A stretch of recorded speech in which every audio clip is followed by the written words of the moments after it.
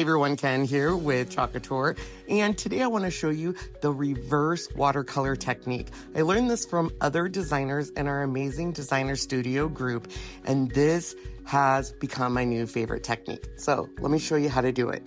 We're going to start with all of our supplies. We have the color tray, stir sticks, paintbrush, our transfer, our acrylic, our floating frame, and a fuzzing cloth. Of course, the first thing we need to do is take the protective sheet off of this acrylic piece on the front and the back, and then we will grab our transfer. It's a B-size farmer's market transfer. Now, acrylic is really smooth, so we want to make sure we fuzz this really good. And let me tell you, putting these transfers on acrylic, don't do it this way. It is a pain. And even if you try measuring it and getting all fancy, it doesn't work. Let me show you what I do. I put down the yellow side of our backer sheet and then put the acrylic frame on top of that. Line the transfer up with your backer sheet. This way you have that visual representation so you get it nice, even, and straight. Make sure there's no bubbles in there. Make sure there's no ripples. And now we can start pasting. I'm going to take black velvet and our espresso, and I'm just doing a hot mess technique on the top and bottom where it says the farmer's market. Then I'm just using black velvet on the carrots, and then a mixture of sage and pesto on the carrot leaves.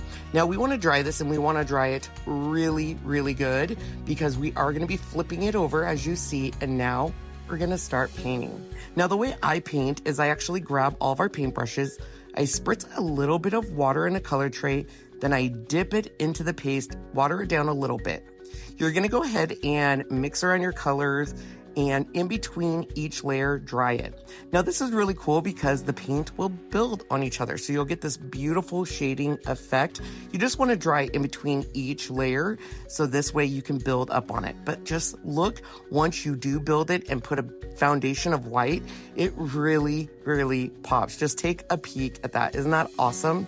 So now we can turn our attention over to the carrots. I'm actually using peachy keen, orange peel, papaya, and squeeze. I'm doing the same technique. I am just putting it on and trust the process. It's going to look like a hot mess, but you're just going to keep building the colors on top of each other, dry in between each one, and add more color.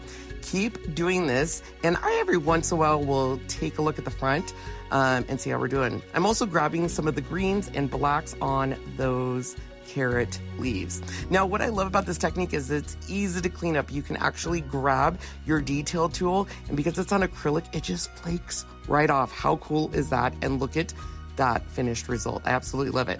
Now, all we have to do is slide it into the floating frame. These things are so easy to use, and I absolutely love them. And you cannot argue with these results. I love the reverse watercolor technique. You get such beautiful colors. It doesn't smudge your black at all, and it is a stunning display. So give the reverse watercolor technique a try. Have a nice day, everyone. Thanks for watching. Bye now.